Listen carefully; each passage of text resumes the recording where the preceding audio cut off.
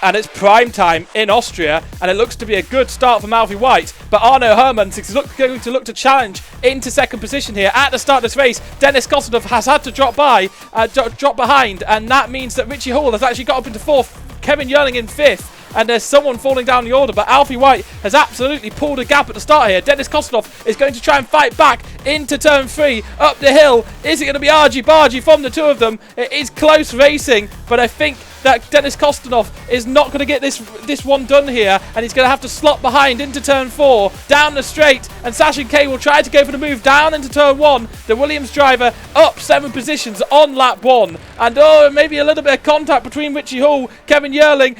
It's spun out. Kevin Yerling spun out. I was just going to cut to him because I thought, how is he going to react from that just behind? But disaster for the Ferrari driver. He falls down into 18th position. Meanwhile, Luca is looking to have a move on Richie Hall down into turn 3, and maybe closes off the gap just a little bit too much and clubs Richie Hall there. So I think Richie Hall will feel a bit annoyed about that one. Maybe the apex was cut off by Luca. He'll be frustrated to see that Luca has only managed to climb up, but we see Richie Hall crash into the wall. He spins off at turn 7, and will that be a safety car? No, I think he's going to be able to get running again. But Richie Hall, who's battling up in 4th position and qualified highly here, has fallen all the way down the order quite soon in this Grand Prix. Meanwhile, I think actually Arno Hermann has had a spin from 7th position, so he was in 2nd, and he is down into 7th position, and he's going to fall all the way down. He's completely off the track. That's disastrous. That has promoted Dennis Kostanov and everyone up a place, but Dennis Kostanov is now only 1.2 seconds behind Alfie. Right behind Marcus Feld again. Has he had a better run through turn 1? He did seem to have it, but he's gone off. He's gone off, and he's going to be going backwards here. That is disastrous for Fletcher Watson. He'd spent so long trying to close in on Marcus Feld, and that little bit of a tweak out of turn 1 has sent him flying backwards down the order. He is in 15th. Kevin Yerlin back up to 12th position, has got by his teammate, but I think Mix will maybe think about a move down into turn 1. No, he doesn't. Luca also battling with Jamal here. Jamal desperately trying to cling on to 3rd position, and they're going to go too wide into turn 6. And are they nice and clean through there? I think they are, and it's still too wide as they head to turn 7. That will be the outside for Jamal K, so he may just have to drop down here, and it is 4th position for the Alfa Romeo, who's going to be right behind on the run into Rindt. He looks to the inside, but it would be a scary move to go that late into there. Dennis Kostanov right on the back of Alfie White, and Alfie White makes a mistake, and he will be losing the lead of the Grand Prix here. He's led every single lap, but unless he can get back ahead, his Grand Chelem hopes will be gone. But Alfie White will look to the inside at turn 3, but just had to back away from that one because that gap was always closing. So Dennis Kostanov, our championship leader, is up into 1st position. Oh, for sake. Should have come for that.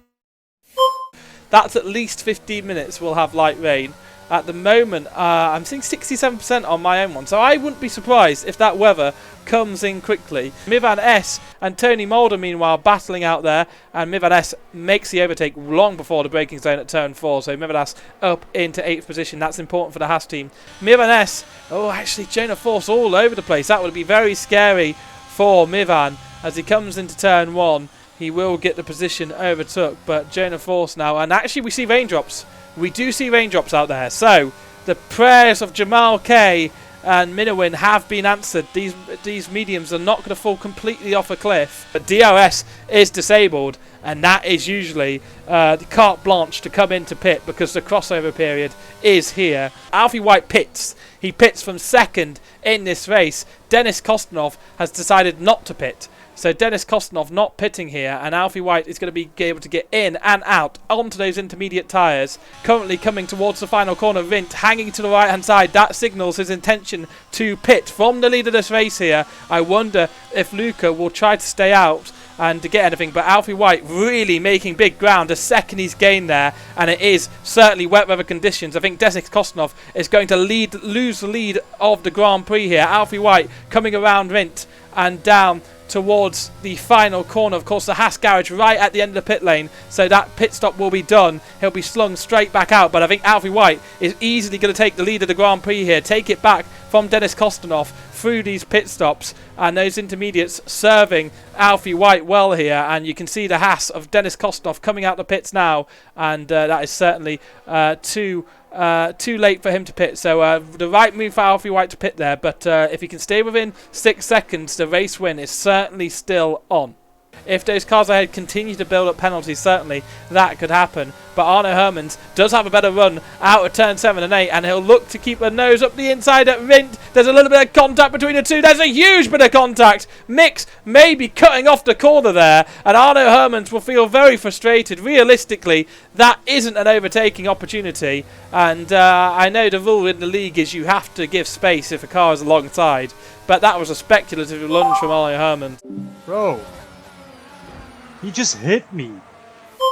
But Shrey will try and go around the outside at turn 6 as Mix has a little bit of a wobble on corner entry. Will there be better traction on the outside here? Again, Mix is just up the inside at turn 7. That will become the outside of turn 8 and the outside towards Rindt. And we've seen contact here between Mix and Arno Hermans earlier, but Shrey not going to be close enough into turn 9. Rindt here, and goes for a very late lunge up the inside of turn 3. Mix leaves the space at the A-specs, but will have a better run in, will he? Actually, the inside doing very, very well today, and this will, of course, be the inside for turn 4, and this battling is quite fierce and intense here on lap 31. Only 5 laps remaining in the race, and Mix left out and hung out to dry. And it would be interesting to see the pace, what he could have got of, but Fletcher Watson and Mix fighting all the way, and a big squirm, more contact between Mix and Arno Hermans, and he's got to really keep his head cool, because look, it's absolutely belting down. It is belting down. Now, Richie Hall is like over a lap behind, but he is absolutely belting down. Meanwhile, Mix has absolutely just sent one at turn 3,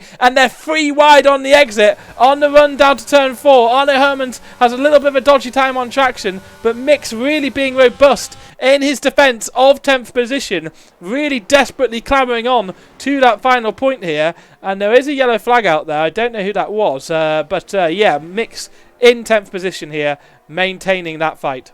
And I wonder if any of the front two will think, oh, it's only 2 laps to go. We are about to go on to the final lap, but Alfie White spins. Alfie White spins. He's led so much this Grand Prix, and he spins it. Now he'll be able to recover into 2nd position, but that is what I was saying. He is in a very treacherous position here, where it is full wet conditions. And Dennis Kostov, with 4 rounds to go, puts one hand on the championship trophy.